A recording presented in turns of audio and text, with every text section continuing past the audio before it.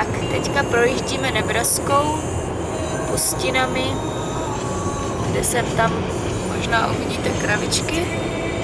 A to je asi tak všechno.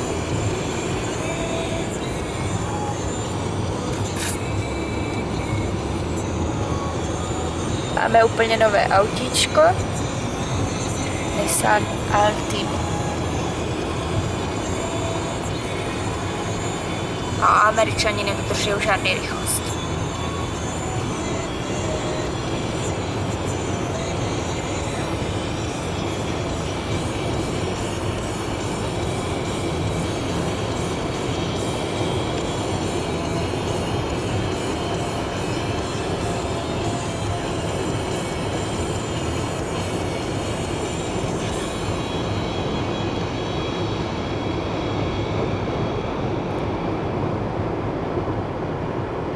Normálně jsou tady cesty pořád rovný, ale zrovna se teda točíme zatáčkami. Tak asi končí. Pápa z Nebrasky.